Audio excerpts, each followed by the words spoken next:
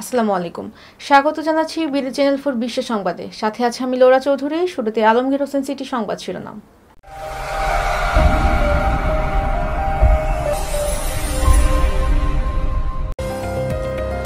গাজায় আরও 5 শিশু নিহত। এক টেবিলে জাপান, দক্ষিণ কোরিয়া ও চীন। কি নিয়ে আলোচনা? ইস্তাম্বুলে ইরাকি কনসুলেটে বন্দুকধারীদের গুলি। গাজায় সর্বোচ্চ সংযম এবং শত্রুতা বন্ধের আহ্বান থাইল্যান্ডের। ভয়েস অফ আমেরিকা বন্ধে ট্রাম্পের সিদ্ধান্তকে অবৈধ দাবি করে মামলা। শুনছিলেন আলমগীর হোসেন সিটি সংবাদ শিরোনাম। এবার ম্যাপল ইন্টারন্যাশনাল স্কুল বিস্তারিত।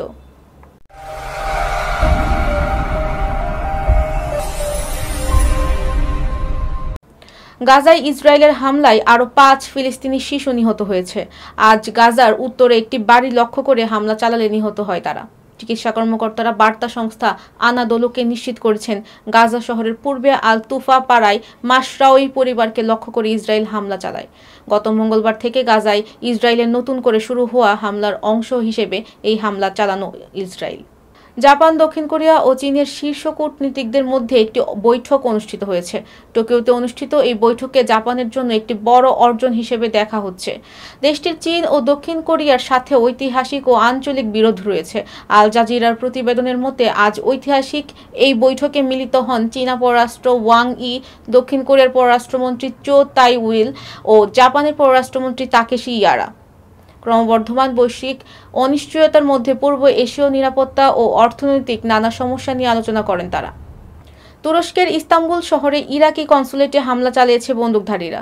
গতকাল মোটর বাইকে করে এসে বন্দুকধারীরা 8টি গুলি চালায়। ইরাকি পররাষ্ট্র মন্ত্রণালয় এ তথ্য জানিয়েছে। তবে এই ঘটনায় আরও হতাহতের ঘটনা ঘটেনি।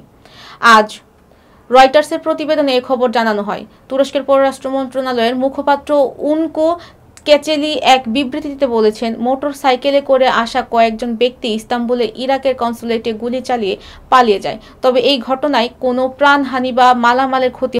গাজায় অবিলম্বে হামলা বন্ধ করে আলোচনায় ফিরে আসার আহ্বান জানিয়েছে থাইল্যান্ড। পররাষ্ট্র মন্ত্রণালয়ের এক বিবৃতিতে এমন তথ্য জানানো হয়। আজ আল জাজিরার প্রতিবেদনে এই খবর প্রকাশ করা হয়। বিবৃতিতে বলা হয়, থাইল্যান্ড সকল পক্ষকে সর্বোচ্চ সংযম প্রদর্শন, শত্রুতা বন্ধ এবং যুদ্ধবিরতি ও জিম্মি চুক্তি বাস্তবায়নের জন্য আলোচনা পুনরায় শুরু করার পাশাপাশি মধ্যপ্রাচ্যে স্থিতিশীলতা ও নিরাপত্তা নিশ্চিত করার জন্য গাজা উপত্যকায় মানবিক সহায়তা দেওয়ার আহ্বান জানিয়েছে। বিবৃতিতে হামাসের হাতে বন্দী থাকা বাকি থাই নাগরিকের যুক্তি এবং আরও 2 জনের মৃতদেহ ফেরত দেওয়ার আহ্বান জানানো হয়েছে। ভয়েস অফ আমেরিকা সহ কয়েকটি গণমাধ্যম আউটলেট বন্ধ করার ট্রাম্প প্রশাসনের সিদ্ধান্তকে অবৈধ দাবি করে ফেডারেল আদালতে একটি মামলা করা হয়েছে। গতকাল শুক্রবার নিউ ইয়র্কের ইউএস ডিস্ট্রিক্ট কোর্টে মামলাটি করা হয়।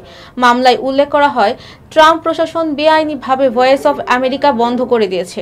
একই সঙ্গে এটি আবার চালু করতে আদালতকে নির্দেশনা দিতে অনুরোধ করা হয়েছে।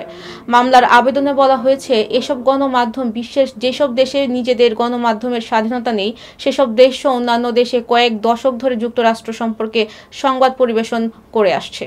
গতকাল শুক্রবার এ বিষয়ে ভয়েস অফ আমেরিকা কয়েকটি সহযোগী নেটওয়ার্কের তত্ত্বাবধানে থাকা ইউএস এজেন্সি ফর গ্লোবাল মিডিয়ার মন্তব্য জানতে চাইলে তাৎক্ষণিক কোনো উত্তর পাওয়া যায়নি। দর্শক, এই ছিল বিডি চ্যানেল ফর বিশ্ব সংবাদ। সবাইকে পরবর্তী সংবাদ দেখার আমন্ত্রণ জানিয়ে আজকের মতো এখানেই বিদায় নিচ্ছি।